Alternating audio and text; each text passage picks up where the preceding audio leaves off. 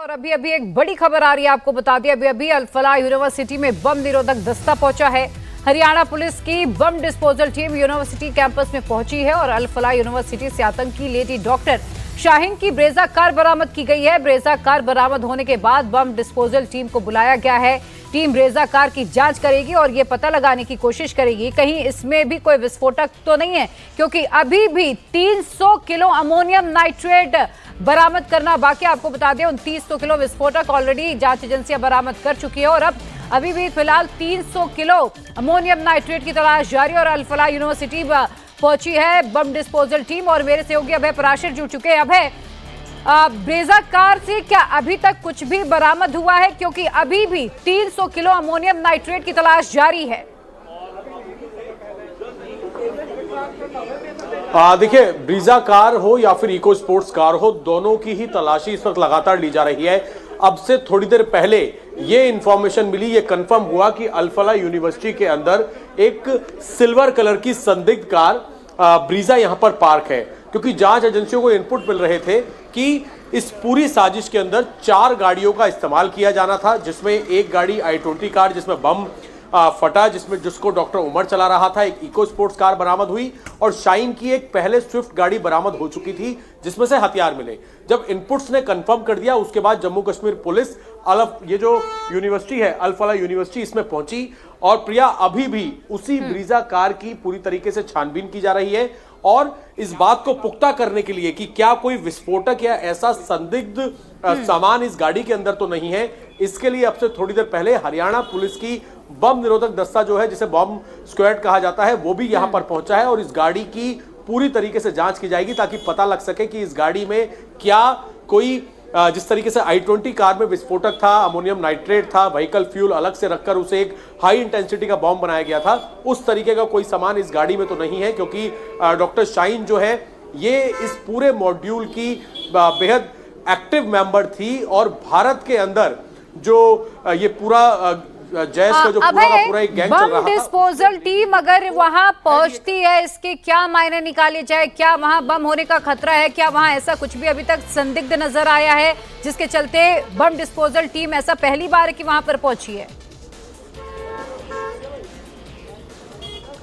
देखिए प्रिया, बिल्कुल इसके मायने बहुत ज्यादा हैं। उसकी वजह यही है कि जिस तरीके से अब तक जितनी गाड़ियां बरामद हुई हैं, i20 कार जो कि हरियाणा से लेके दिल्ली में मूव करती रही इतने ज्यादा विस्फोटक सामान को लेके, जिस वजह से वहां पर ब्लास्ट हुआ।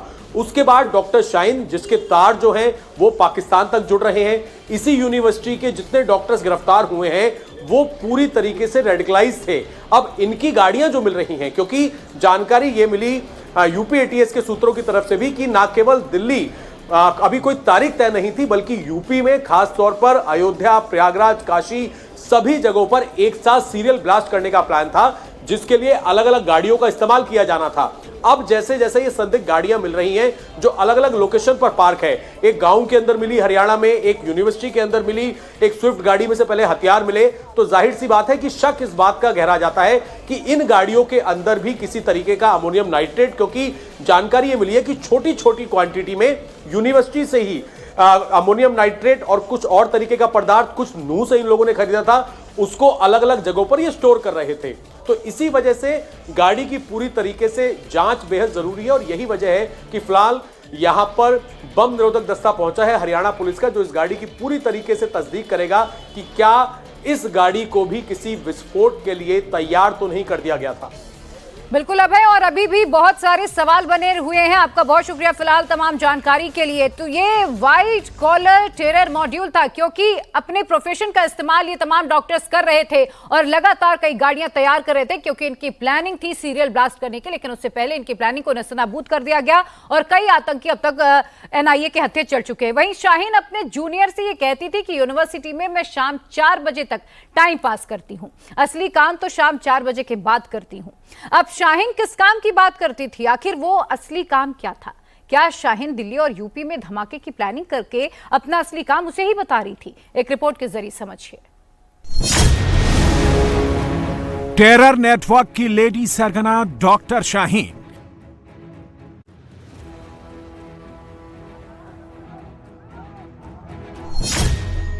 जहां मिला 360 किलो विस्फोटक, उस कमरे में 3 बार गई थी शाहीन।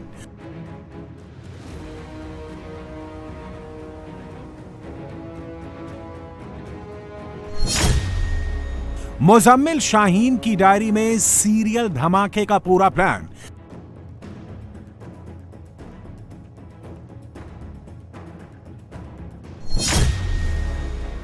छह दिसंबर टारगेट, सीरियल ब्लास्ट का था प्लान।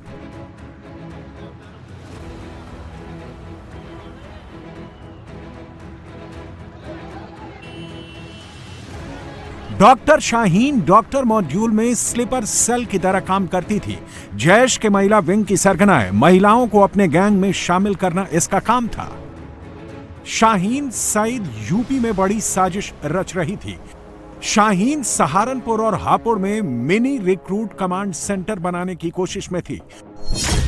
मुस्लिम लड़कियों को आतंकी ट्रेनिंग देने की थी प्लानिंग। पिछले 6 महीने से शाहीन सेंटर बनाने की तैयारी कर रही थी। सेंटर में 10 बड़े कमरे, तहखाने में बड़ा ट्रेनिंग हॉल बनाने की तैयारी थी। शाहीन के टारगेट पर थी मुस्लिम गरीब लड़कियां। शाहीन लिट्टे की तर्ज पर जैश की महिला विंग खड़ी करने में लगी थी। शाहीन ने LTTE से जुड़े आर्टिकल को भी स्टडी किया था। गिरफ्तार आतंकी शाहीन एक बार तुर्की भी गई थी। जांच एजेंसी शाहीन को बहुत हार्डकोर रेडिकलाइज्ड मानकर जांच को आगे बढ़ा रही है। Doctor Shaheen Kanpur medical college में भी नौकरी कर चुकी है। कानपुर मेडिकल कॉलेज में फार्माकोलॉजी विभाग की प्रमुख रह चुकी है। 1 सितंबर 2012 से 31 दिसंबर 2013 तक वो इस पद पर थी। इसके बाद कन्नौज मेडिकल कॉलेज में तबादला हो गया। इसके बाद से डॉक्टर शाहीन गायब हो गई, जिसके बाद साल 2021 में इसकी सेवा समाप्त कर दी गई। दिल्ली ब्लास्ट को लेकर के जो इन्वेस्टिगेशन चल रहा है उसमें तमाम चौंकाने वाले खुलासे सामने आ रहे हैं और उसमें एक किरदार बहुत ही ज्यादा महत्वपूर्ण है, वो है डॉक्टर शाहीन। डॉक्टर शाहीन दरअसल डॉक्टर मुजम्मिल की गर्लफ्रेंड बताई जा रही है। साथ ही डॉक्टर शाहीन का जो पैतृक आवास है वो लखनऊ का यही लालबाग इलाका है, कंधारी बाजार का, जहां मैं मौजूद हूं इस समय। और आप देख सकते हैं कि किस तरीके से डॉक्टर शाहीन का जो घर है उस घर पे फिलहाल अंदर से ताला लगा लिया गया है। लोग जो हैं परिवार के वो निश्चित तौर पर मीडिया से फिलहाल अब बातचीत नहीं करना चाह रहे हैं, क्योंकि वो अपना पक्ष रख चुके हैं कि उनको पास किसी भी तरीके का डॉक्टर शाहीन का कोई कॉन्टैक्ट नहीं है। लेकिन इसी घर में डॉक्टर शाहीन लखनऊ में जब रहा करती थी तो अपने पिता और अपने भाई के साथ रहा करती थी। इसी साल अगस्त महीने में डॉक्टर शाहीन लखनऊ आई थी, लेकिन वो लखनऊ में अपने परिवार वालों से मिले बिना ही लौट गई। एजेंसी को शक है कि अपने स्लीपर मॉड्यूल से मिलने के लिए डॉक्टर शाहीन लखनऊ आई थी। जैश-ए-मोहम्मद की टॉप कमांडर डॉक्टर शाहीन के बारे में कई बड़े खुलासे हुए हैं। डॉक्टर शाहीन को संगठन में मैडम सर्जन का कोड नेम दिया गया था। उसके करीबी साथी और जैश के आतंकी उसे इसी नाम से बुलाते थे और इस आतंकी मिशन को नाम दिया था ऑपरेशन हमदर्द। ऑपरेशन हमदर्द में आर्थिक रूप से कमजोर महिलाओं को टारगेट किया जाता था। पैसे का लालच देकर महिलाओं और लड़कियों को आतंकी बनाने का प्लान था। बुर्का से नफरत करने वाली और ऐशो आराम की जिंदगी जीने की वकालत करने वाली महिलाएं टारगेट पर थीं। पहले से कट्टर मुस्लिम महिलाएं जो एक मैसेज पर जिहाद के लिए तैयार हो जाएं, ऐसी महिलाओं की तलाश थी। जांच एजेंसियों को गुमराह करने के लिए, जांच एजेंसियों की पकड़ से बचने के लिए इन्होंने अल फलाह यूनिवर्सिटी को अपना ठिकाना चुना और डॉक्टर होने का सहारा लिया। आतंकी शाहीन की टीम का नाम टीम डी था, जिसे सुरक्षा एजेंसियों ने डिकोड कर लिया है। टीम डी में शाहीन के डॉक्टर साथी शामिल थे। जैश के टॉप कमांडर डायरेक्ट जुड़े हुए थे। जैश को भेजे मैसेज और चैट बॉक्स में टीम डी का जिक्र मिला है। टीम डी में सबको अलग अलग टास्क मिला हुआ था। आतंकवादी बातचीत के लिए कोड वर्ड्स का इस्तेमाल करते थे। डॉक्टर शाहीन पकड़ी जा चुकी है। डॉक्टर शाहीन की कार से AK-47 और मैगजीन मिले थे। इसके बाद जांच एजेंसियां हरकत में आईं। आतंकी डॉक्टर मुजम्मिल की गर्लफ्रेंड शाहीन तलाकशुदा है। पहले पति से शाहीन के 2 बच्चे हैं। शाहीन की उम्र 46 साल है। घर वालों के मुताबिक वो बचपन से ही पढ़ाई में तेज थी। अपने क्लास में टॉप करती थी। शाहीन 1996 बैच की डॉक्टर है। 2002 में पढ़ाई पूरी कर डॉक्टर बनी। कई बड़े अस्पतालों में काम भी किया, लेकिन 2013 के बाद से ही लापता थी। शाहीन के भाई परवेज को भी जांच एजेंसियों ने पकड़ा है। परवेज पर भी आतंकी गतिविधियों में शामिल होने का आरोप है। परवेज भी डॉक्टर है। डॉक्टर परवेज के पास से 10 मोबाइल फोन, एक टैबलेट, एक लैपटॉप और हार्ड डिस्क मिली है। जो मोबाइल मिले हैं उनमें से कई कीपैड के फोन हैं और कई स्मार्टफोन। मोबाइल में जो सिम लगे हैं वो अलग अलग नाम और पते पर हैं। अब इन मोबाइल नंबरों की कॉल डिटेल्स खंगाली जा रही है। डॉक्टर परवेज जिसे भी कॉल करता था या मैसेज भेजता था उसे फौरन डिलीट कर देता था। श्रीनगर, लखनऊ, सहारनपुर और उसके बाद फरीदाबाद के मॉड्यूल से जुड़ा हुआ है। इसीलिए डॉक्टर शाहीन का जो भाई है डॉक्टर परवेज, उसको भी यूपी एटीएस ने हिरासत में ले लिया है और हिरासत में लेकर के एजेंसी उसको पहुंच गई है दिल्ली के साथ साथ फरीदाबाद के इलाके में। जल्द ही मुमकिन है कि दोनों ही भाई बहनों को आमने सामने बैठा करके पूछताछ होगी ताकि इस पूरे मामले का सच सामने आ सके और ये पता लगाया जा सके कि doctor Shaheen, doctor Parvez, doctor Muzammil और बाकी गिरफ्तार किए गए आतंकियों के असल मकसद और असल प्लान क्या थे। आतंकी दिल्ली से लेकर यूपी तक सीरियल ब्लास्ट कर देश में दहशत फैलाने की तैयारी में थे। आतंकियों ने इसकी डेट भी फिक्स कर ली थी, 12 नवंबर। लेकिन जम्मू कश्मीर और हरियाणा पुलिस ने आतंकियों की साजिश पर पानी फेर दिया। एक्शन को होता देख आतंकियों ने तय डेट से पहले ही धमाका कर दिया। वहीं दिल्ली ब्लास्ट को लेकर लखनऊ में भी एक्शन तेज हो गया है। यूपी एटीएस ने इंटीग्रल यूनिवर्सिटी से रिपोर्ट मांगी है। एटीएस ने जम्मू कश्मीर के 60 छात्रों का ब्यौरा मांगा है। इंटीग्रल यूनिवर्सिटी में पढ़ाता था शाहीन का भाई डॉक्टर परवेज। डॉक्टर परवेज ने दिल्ली ब्लास्ट के 3 दिन पहले ही यहां से इस्तीफा दिया था। और इस पर और अधिक जानकारी के साथ मेरे सहयोगी विशाल प्रताप सिंह जुड़ चुके हैं। विशाल, ये बहुत बड़ी लंबी प्लानिंग प्लॉटिंग थी और बताया जा रहा है कि मेन टारगेट तो दिल्ली था ही नहीं, मेन टारगेट उत्तर प्रदेश था और तारीख भी 6 दिसंबर की तय की गई थी। कहां पर अब रेड पड़ रही है, अब तक कितने लोगों की गिरफ्तारी हो चुकी है और अभी तक की जांच में क्या खुलासे हुए हैं?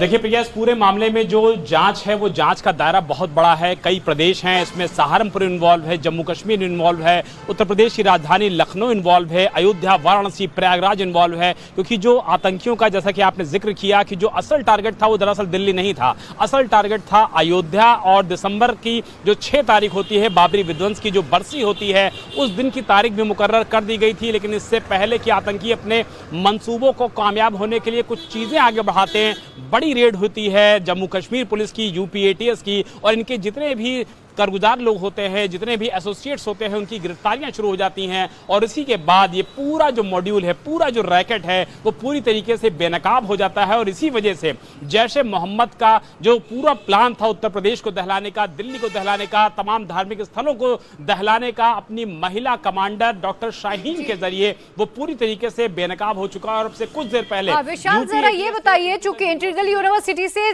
60 कश्मीरी छात्रों का ब्यौरा भी मांगा गया है, क्या कुछ और संदिग्ध वहां पर हो सकते हैं? कुछ और लोगों के बारे में कोई इंफॉर्मेशन मिली है एटीएस को?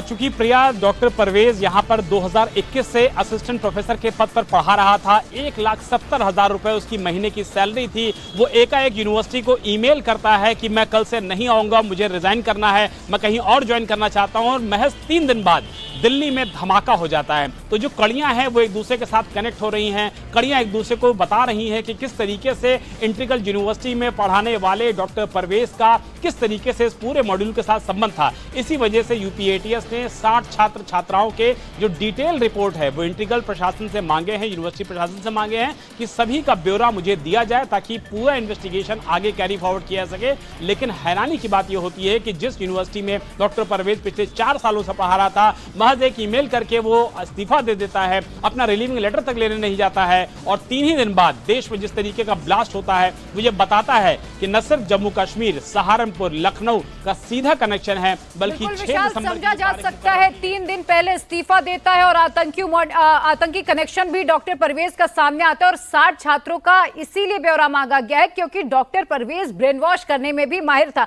बहुत शुक्रिया फिलहाल आपको तमाम जानकारी के लिए। तो आतंकियों के टारगेट पर दिल्ली नहीं थी, आतंकियों के टारगेट पर यूपी था। तारीख भी तय हो चुकी थी। आतंकी 6 दिसंबर को यूपी को दहलाने की प्लानिंग भी कर चुके थे। अयोध्या से लेकर काशी, प्रयागराज, लखनऊ तक ब्लास्ट करने की पूरी प्लानिंग थी। आदिल, शाहीन, मुजम्मिल, परवेज, सभी आतंकियों के पास अलग अलग टारगेट भी थे। दिल्ली ब्लास्ट में एक और बड़ी गिरफ्तारी हुई है। हापुड़ के जीएस मेडिकल कॉलेज का असिस्टेंट प्रोफेसर फारूक भी हिरासत में लिया गया है। दिल्ली पुलिस ने डॉक्टर फारूक को हिरासत में लिया है। मेडिकल कॉलेज के प्रसूति विभाग में डॉक्टर फारूक तैनात था। करीब 1 साल से इसी कैंपस में भी रह रहा था। डॉक्टर फारूक ने अल फलाह यूनिवर्सिटी से एमबीबीएस किया था और हापुड़ के जीएस मेडिकल कॉलेज में आपको बता दें कि प्रसूति विभाग में तैनात था और अब जीएस मेडिकल कॉलेज का असिस्टेंट प्रोफेसर डॉक्टर फारूक भी हिरासत में लिया गया है। और आपको बता दें दिल्ली पुलिस ने डॉक्टर फारूक को हिरासत में लिया है, उससे भी पूछताछ आगे की जा रही है। आदिल का मकसद अयोध्या में बम धमाका करना था। शाहीन का प्लान काशी को दहलाने का था। मुजम्मिल ने प्रयागराज में ब्लास्ट करने की पूरी तैयारी कर ली थी।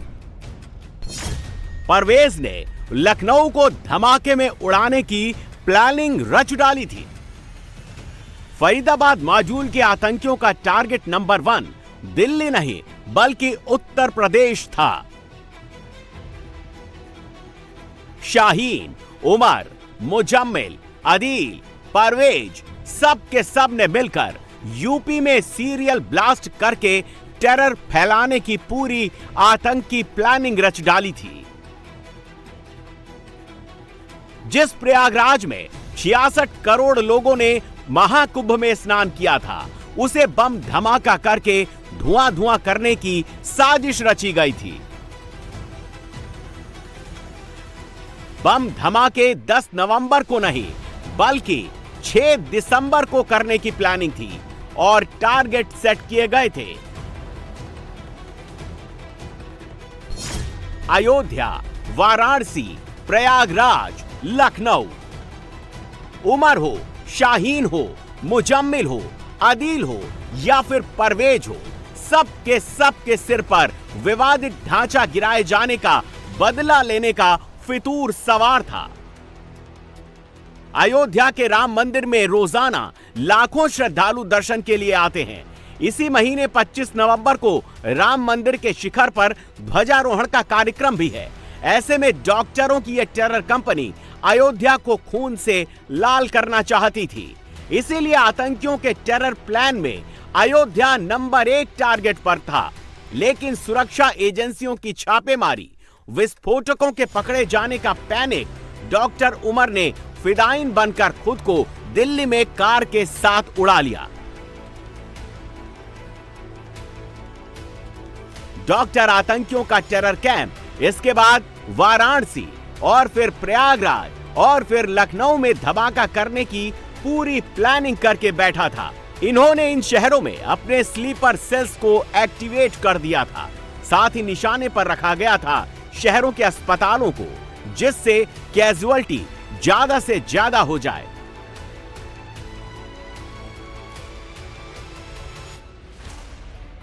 लखनऊ में ये उसी डॉक्टर शाहीन का घर है जिसको लेकर अब यूपी एटीएस नए खुलासे कर रही है।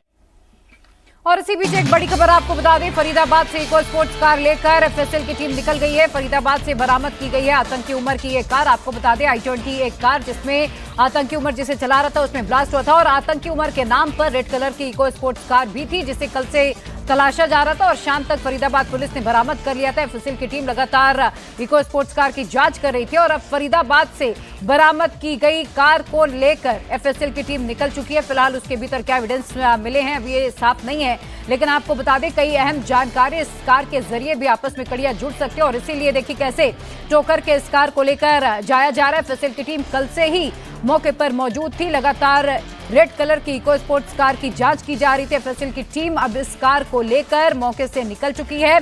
आतंकी उमर के नाम पर ये कार रजिस्टर्ड है और आपको बता दें इसे खरीदने के लिए आतंकी उमर ने फर्जी जो दस्तावेज है उनका इस्तेमाल किया था और बताया जा रहा है कि इस पूरे प्लानिंग के दौरान एक से ज्यादा कारों का इस्तेमाल किया गया था और उसी में यह बात भी सामने आई थी कि रेड कलर की इको स्पोर्ट्स कार का भी बार बार इस्तेमाल किया जा रहा है, जिसके बाद आपको बता दें कि अलर्ट भी जारी किया गया था और कल देर शाम फरीदाबाद पुलिस ने इस रेड कलर की इको स्पोर्ट्स कार की बरामदगी कर ली थी और इसकी जांच लगातार की जा रही थी और अब इस कार को लेकर एफएसएल की टीम निकल चुकी है फरीदाबाद से। ये तस्वीरें हम आपको दिखा रहे हैं मौके से, ग्राउंड जीरो की सीधी तस्वीरें आप तक पहुंच रही हैं, जहां आपको बता दें एफएसएल की टीम लगातार कल से इस कार का मुआयना कर रही थी क्योंकि माना जा रहा था कि कई कारों को फिदाइन अटैक के लिए भी तैयार किया जा रहा था और न सिर्फ दिल्ली, उत्तर प्रदेश, पूरे देश भर में आतंकियों की सीरियल ब्लास्ट करने की प्लानिंग थी, जिसके तहत कई कारों का वो इस्तेमाल कर रहे थे, कारों में विस्फोटक लगा रहे थे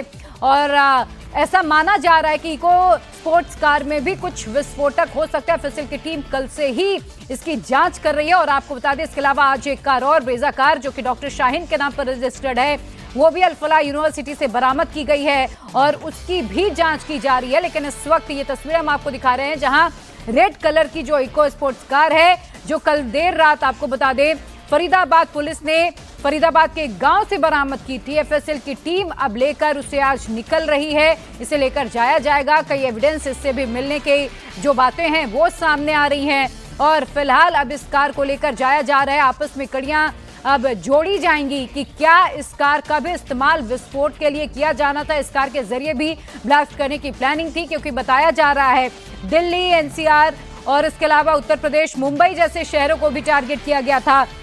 दिल्ली के खासतौर पर जो भीड़ भाड़ इलाके हैं, चाहे वो शॉपिंग मॉल्स हो, कनॉट प्लेस हो, लाल किला हो और जो वीवीआईपीज एरिया है, वहां तक की भी रेकी की गई थी। और ये जो आप रेड कलर की इको स्पोर्ट्स कार देख रहे हैं, ये आतंकी उमर के नाम पर रजिस्टर्ड है, जो उसने राजौरी गार्डन से खरीदी थी। आपको बता दें कि इसके लिए उसने फर्जी पते का भी इस्तेमाल किया था, इसमें फर्जी दस्तावेज इसे खरीदने के दौरान उसने लगाए थे। आतंकी उमर के नाम पर ही ये कार रजिस्टर्ड है, अब जिसको लेकर एफएसएल की टीम फिलहाल यहां से निकल चुकी है। कल से इसकी जांच की जा रही थी। इस कार का नंबर भी मैं आपको बता देती हूं, DL10CK0458 इस कार का नंबर है और ये राजौरी गार्डन दिल्ली से आपको बता दें खरीदा गया था उमर के द्वारा और इसके लिए उसने फर्जी पते का, फर्जी दस्तावेजों का इस्तेमाल किया था और माना जा रहा था इस कार का भी इस्तेमाल ब्लास्ट के लिए किया जा सकता है।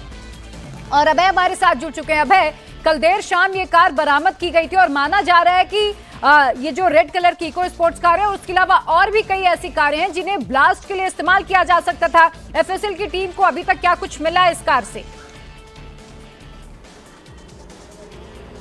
देखिए, इस पूरी गाड़ी की बहुत अच्छे से छानबीन की गई, जिसमें एनएसजी की टीम, साथ ही जम्मू कश्मीर पुलिस की टीम और हरियाणा पुलिस की टीम ने इसकी कल शाम से लेके अभी तक जांच की और जांच करने के बाद फिलहाल इस गाड़ी को और ज्यादा फॉरेंसिक जांच के लिए लेकर जाया जा रहा है। गाड़ी के अंदर अभी किस तरह की कोई बरामदगी हुई है, इस बारे में अभी जम्मू कश्मीर पुलिस ने या फिर एनआईए की टीम ने कोई जानकारी नहीं दी है। अभी इस गाड़ी को इस लोकेशन से उठाकर जांच के लिए अपने साथ लेकर जाया जा रहा है। और जहां तक प्रिया आपने पूछा कि और कितनी गाड़ी, तो अभी तक जो सोर्सेस है उनका यह कहना है कि 4 से 5 गाड़ियां इन लोगों ने प्लान की थी और इस तरीके से प्लान की थी कि एक दिल्ली में, यूपी में अलग अलग जगहों पर एक साथ सीरियल ब्लास्ट करके एक दहशत फैलाने का जो ये लोग चाहते थे कि एक दहशत फैला सकें और इसीलिए ये जैश के विदेशी आतंकियों से लगातार टेलीग्राम से संपर्क में थे, कोड वर्ड्स में बातचीत कर रहे थे।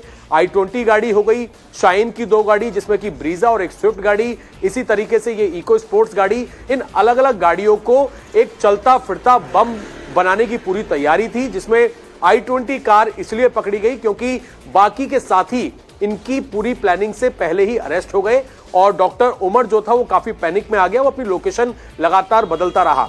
क्या i20 कार की तरह इस इको स्पोर्ट्स कार में भी और इसके अलावा इको स्पोर्ट्स कार के अलावा जो बाकी की गाड़ियां हैं, जैसे कि ब्रीजा गाड़ियां हैं जो कि इसी यूनिवर्सिटी के अंदर मिली है, क्या उनमें भी इस तरीके का कुछ संदिग्ध विस्फोटक हो सकता है? इसको लेकर जांच अभी लगातार चल रही है। लेकिन सबसे बड़ी बात यह है कि लाल किले के बाहर जो ब्लास्ट हुआ, इसके साथ ही एक तारीख तय करनी थी, जैसे कि 12 तारीख का एक अलर्ट भी आया हुआ था, एजेंसी ने अलर्ट दिया हुआ था 6 दिसंबर को लेकर यूपी एटीएस से एक अलर्ट। लेकिन उससे पहले ही जांच एजेंसियों ने सारी प्लानिंग फेल कर दी, ध्वस्त कर दी और कई लोगों की गिरफ्तारी भी हो गई। बहुत शुक्रिया भाई आपका तमाम जानकारी के लिए। वहीं दिल्ली ब्लास्ट के नए सीसीटीवी फुटेज में हम आपको दिखाएंगे कैसे उमर बार बार सीसीटीवी कैमरों की तरफ देखता हुआ नजर आ रहा है। ब्लास्ट के पहले उमर दिल्ली की तुर्कमान मस्जिद भी गया था। दिल्ली धमाके का महू कनेक्शन भी सामने आया है और आपको बता दें जवाद अहमद सिद्दीकी का नाम भी सामने आया, जो अल फलाह यूनिवर्सिटी का चेयरमैन है और वो महू का रहने वाला है, ट्रस्ट का अध्यक्ष है, यूनिवर्सिटी का कुलाधिपति भी है। और आपको बता दें अब जांच एजेंसियों के रडार पर इनका भी नाम सामने आ रहा है। दिल्ली ब्लास्ट का ये सबसे नया वीडियो है। रेड लाइट पर गाड़ियां रुकी हुई हैं, बस ऑटो, ई रिक्शा और दूसरी गाड़ियों के बीच वो I-20 कार भी यहां खड़ी दिखाई दे रही है। रेड लाइट पर करीब 50 गाड़ियां खड़ी हैं। 5 DTC की बसें एक ही कतार में मौजूद हैं। इस बस में 100 से ज्यादा लोग सवार हैं। सभी लोग इस नए दुश्मन से अनजान थे, अपनी धुन में थे। तभी जोरदार धमाका हो जाता है।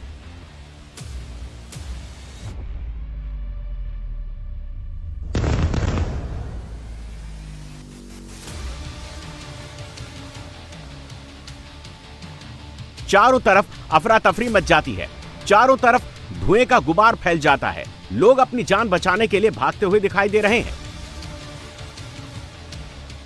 आतंकी डॉक्टर उमर जिस कार में विस्फोट भरकर लाया था, वो कार DTC बस के सामने खड़ी थी। इस फिदाइन कार के आसपास कई कार दिखाई दे रही है। ई रिक्शा और ऑटो भी मौजूद है। लेकिन धमाके के बाद फिदाइन I-20 कार के पास मौजूद सभी गाड़ियों के परखच्चे उड़ गए। आग लग गई। वीडियो में कैद धमाके की तस्वीरें बताती हैं कि आतंकी डॉक्टर उमर ने यह धमाका शाम 6:51 पर किया। 6:50 पर यह कार यहां पर रुकी। ग्रीन सिग्नल होता है। गाड़ियां जैसे ही चलना शुरू करती हैं, आतंकी डॉक्टर उमर धमाका कर देता है। इसके बाद लाल किले के बाहर की तस्वीर बदल जाती है। यह वही I-20 कार है जिसमें बारूद भरकर उमर लाल किला पहुंचा था और धमाका कर लोगों की जान ली थी। यह विस्फोटक से भरी ये कार यहां से गुजर रही थी। वो दिल्ली का सबसे पॉश और सुरक्षित इलाकों में से एक माना जाता है। ये कनॉट प्लेस है। यहां से कार ब्लास्ट वाले दिन यानी 10 नवंबर को दोपहर 2:05:58 पर गुजरी। इसी रास्ते से होते हुए आतंकी उमर लाल किले की पार्किंग तक पहुंच गया। सीसीटीवी में ये जो शख्स दिख रहा है, लाल किले के पास धमाका करने वाला आतंकी डॉक्टर उमर है। लाल किले के पास धमाका करने से पहले ये तुर्कमान गेट मस्जिद गया था। करीब 10 मिनट तक डॉक्टर उमर यहां रुका। इसके बाद ये लाल किले की तरफ चला गया और शाम 6:51 पर धमाका कर दिया। आतंकी उमर को लेकर कई बड़े खुलासे हुए हैं। दिल्ली पुलिस के पास डॉक्टर उमर के करीब 50 जगहों पर सीसीटीवी फुटेज मिले हैं। दिल्ली पुलिस के मुताबिक 3 बजे से पहले इसने दिल्ली की कई जगहों पर गाड़ी घुमाई। यानी डॉक्टर उमर जब फरीदाबाद से दिल्ली में घुसा तो उसने दिल्ली के कई इलाकों के चक्कर लगाए। आतंकी डॉक्टर उमर सबसे पहले साउथ ईस्ट डिस्ट्रिक्ट में गया। घंटों तक वहां रहा। ईस्ट डिस्ट्रिक्ट से सेंट्रल डिस्ट्रिक्ट की रिंग रोड तक गया। वहां से नॉर्थ डिस्ट्रिक्ट से नॉर्थ वेस्ट डिस्ट्रिक्ट के अशोक विहार गया, जहां कुछ खाने के लिए रुका। वहां से दोबारा सेंट्रल डिस्ट्रिक्ट आया और फिर मस्जिद गया। मस्जिद से उमर 3:19 पर निकला। नॉर्थ डिस्ट्रिक्ट के लाल किला पार्किंग में पहुंचा। धमाके में अभी तक 13 लोगों के जान जाने की खबर है। जांच टीम को अभी भी मानव अंग के अवशेष मिल रहे हैं। यह वीडियो फरीदाबाद से दिल्ली में एंट्री लेने के दौरान का है। यह वही I-20 कार है जिसमें धमाका हुआ। इस कार को आतंकी डॉक्टर उमर चला रहा था। इस वीडियो में आतंकी doctor Umar Badarpur toll booth से टोल देते हुए कैद हुआ। यह वीडियो 10 नवंबर सुबह 8:20 का है। दिल्ली में सीरियल बम धमाके की तैयारी थी। एक जगह नहीं बल्कि 4 जगहों पर फिदाइन हमले की तैयारी थी। इससे पहले फिदाइन कार को आतंकी तैयार करते। जम्मू कश्मीर और हरियाणा पुलिस ने इसे फेल कर दिया।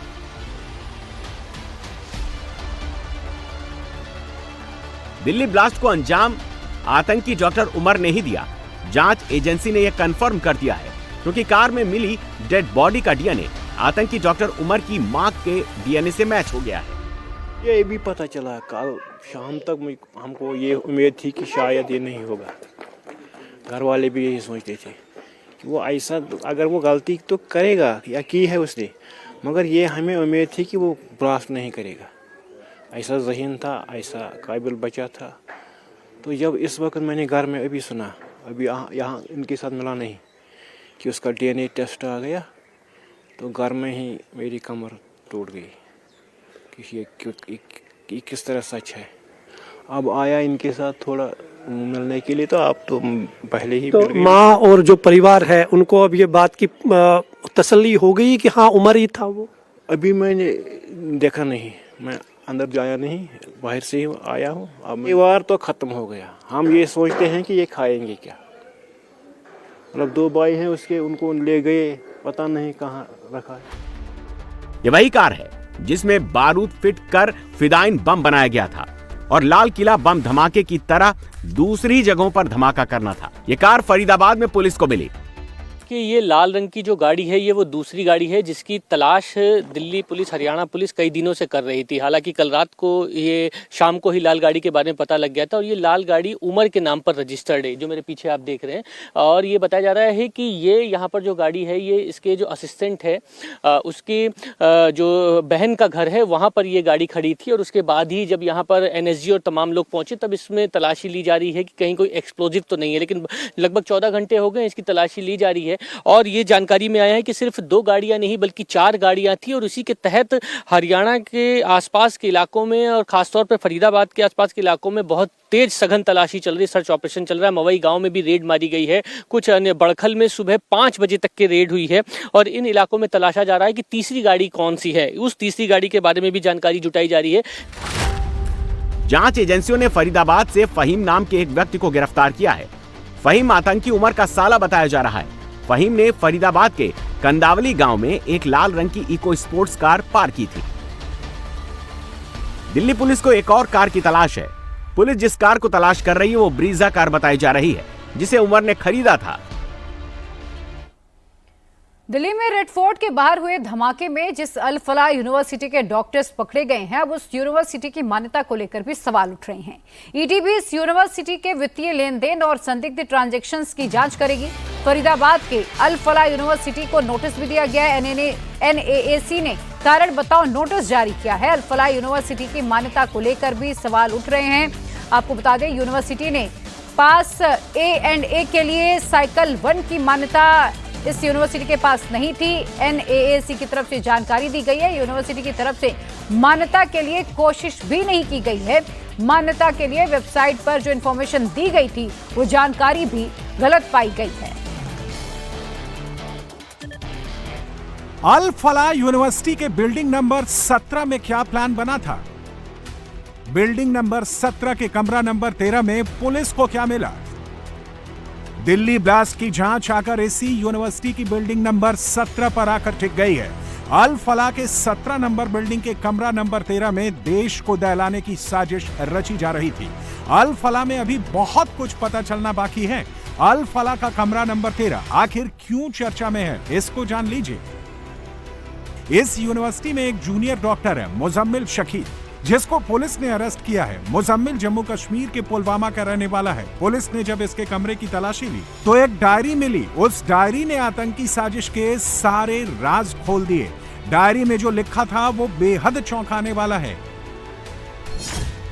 कमरा नंबर 13 में मुजम्मिल मीटिंग करता था। आतंकी साजिश रचने के लिए मीटिंग होती थी। आतंकी डॉक्टर्स के साथ मीटिंग होती थी। यूनिवर्सिटी लैब से केमिकल बाहर ले जाने का प्लान बनता था। इस कमरे से पेन ड्राइवर और कई तरह के डिवाइस मिले हैं। पुलिस ने कमरे को सील कर दिया है। मास्टरमाइंड डॉक्टर शाहीन के इशारे पर पूरी मीटिंग चलती थी। डॉक्टर शाहीन का काम अल फलाह यूनिवर्सिटी के जूनियर डॉक्टर्स को गाइड करना था, लेकिन वो मुजम्मिल के जरिए भारत को दहलाने की साजिश रचती थी। डॉक्टर शाहीन भारत में जैश-ए मोहम्मद की महिला विंग जमातुल मोमिनात की हेड बताई जा रही है। वो मुजम्मिल के अलावा अन्य दूसरे जूनियर डॉक्टर्स का भी ब्रेन वॉश करती थी। जमातुल मोमिनात इस जमात की चीफ आतंकी मसूद अजहर की बहन सादिया है। मुजम्मिल शकील और डॉक्टर शाहीन को पुलिस ने अरेस्ट कर लिया है। ये वही घर है जहां पर मुजम्मिल ने जो ये गांव है फिरोजपुर, यहां पर मुजम्मिल ने तकरीबन 2500 से ज्यादा अमोनियम नाइट्रेट जो है 2500 किलो से ज्यादा वो यहां पर छिपाया हुआ था। ये मकान जो है एक मौलवी ने पहले एक ड्राइवर को किराए पर दिया था और उसके बाद मुजम्मिल को ये कमरा मिला, ये घर मिला। फिलहाल ये घर जो है यहां पर खुला हुआ है। इस कमरे के अंदर एक परिवार यहां पर रहता था। फिलहाल कमरे के अंदर आप देखेंगे तो एक बेड पड़ा हुआ है, पूरा खाली कमरा है। और जो दूसरा कमरा है इस कमरे के अंदर अमित, ये जो कमरा है यहां पर बताया जा रहा है कि अमोनियम नाइट्रेट जो है इसके अंदर अरेंज करके रखा हुआ था भूसे की आड़ में। ये जो भूसा आप देख रहे हैं इसकी आड़ में यहां पर सोमवार को रेड की पुलिस ने, और जब रेड की यानी कि जिस दिन धमाका हुआ उससे पहले भी यहां पर रेड हुई थी। यहां से काफी ज्यादा विस्फोटक बरामद किया गया और विस्फोटक जो है ये बताया जा रहा है कि इसी यूनिवर्सिटी का जो कैंपस है उसकी लैब से अमित तकरीबन धीरे धीरे अलग अलग छोटी छोटी क्वांटिटी में अमोनियम नाइट्रेट और कुछ केमिकल जो है वो यूनिवर्सिटी से निकाला जाता था। निकालने में चाहे हम बात करें डॉक्टर शाइना की, उमर की, ये लोग मुजम्मिल छोटी छोटी क्वांटिटी में अमोनियम नाइट्रेट को वहां से निकालते थे, कुछ और केमिकल्स को निकालते थे अलग अलग फॉर्म में, और फिर इस किराए के कमरे में जो कि बिल्कुल यूनिवर्सिटी के पास ही तकरीबन 1 से 1.5 किलोमीटर ये दूर कमरा पड़ता है, यहां पर ये रखे हुए थे। और अभी भी अगर आप देखेंगे इस तरीके के कट्टे जो हैं वो यहां पर पड़े हुए हैं जिसमें अमोनियम नाइट्रेट को यहां पर छिपाकर रखा गया था। अब तक अल फलाह यूनिवर्सिटी के दर्जनों डॉक्टर्स और स्टूडेंट से पूछताछ हो चुकी है। दिल्ली में आत्मघाती हमले में मरने वाला डॉक्टर मोहम्मद नबी उमर भी इसी यूनिवर्सिटी से जुड़ा था और मीटिंग में शामिल होता था। और इसी बीच एक बड़ी खबर आपको बता दें, महू का रहने वाला है अल फलाह यूनिवर्सिटी का चेयरमैन जवाद सिद्दीकी पर महू के लोगों ने आरोप लगाए हैं। लोगों का आरोप है कि जवाद ठगी के पैसों से ये यूनिवर्सिटी बनाया है और चिटफंड के नाम पर 100 करोड़ की ठगी भी उसने लोगों से की है। ठगी के पैसे मांगने पर जवाद महू छोड़कर भाग गया। ये आरोप महू के लोगों ने डॉक्टर जवाद पर लगाए हैं जो अल फलाह यूनिवर्सिटी का चेयरमैन है। तो आपको बता दें महू का रहने वाला अल फलाह यूनिवर्सिटी का चेयरमैन, और उस पर आपको बता दें महू के लोगों पर ठगी करने का भी आरोप है। महू के लोगों ने जवाद पर ठगी के आरोप लगाए हैं। लोगों का कहना है कि लोगों को उसने ठगा है, करीब 100 करोड़ रुपए महू के लोगों से उसने ठगे थे, और जब लोगों ने पैसे मांगने शुरू किए तो डॉक्टर जवाद महू छोड़कर भाग गया। अल फलाह यूनिवर्सिटी से आपको बता दें एक और बड़ी खबर आ रही है जहां एक शख्स की गिरफ्तारी हुई है। ये बड़ी खबर आपको बता दें, अल फलाह यूनिवर्सिटी में काम करने वाले एक और कर्मचारी को एनआईए ने हिरासत में लिया है। मोहम्मद जमील नाम का ये शख्स कश्मीरी डॉक्टर की अल फलाह यूनिवर्सिटी में रिक्रूटमेंट करता था। इस सिलसिले में जमील बार बार जम्मू कश्मीर भी जाया करता था और अब एनआईए ने जमील नाम के यूनिवर्सिटी के कर्मचारी को कस्टडी में लिया है। जमील कश्मीरी डॉक्टर्स के रिक्रूटमेंट का काम किया करता था। अधिकतर जो कश्मीरी डॉक्टर्स हैं उनके रिक्रूटमेंट का काम जमील ने ही किया था। अल फलाह यूनिवर्सिटी से जुड़ा हुआ है आपको बता दें जमील, और ये कश्मीरी डॉक्टर्स के रिक्रूटमेंट का काम किया करता था।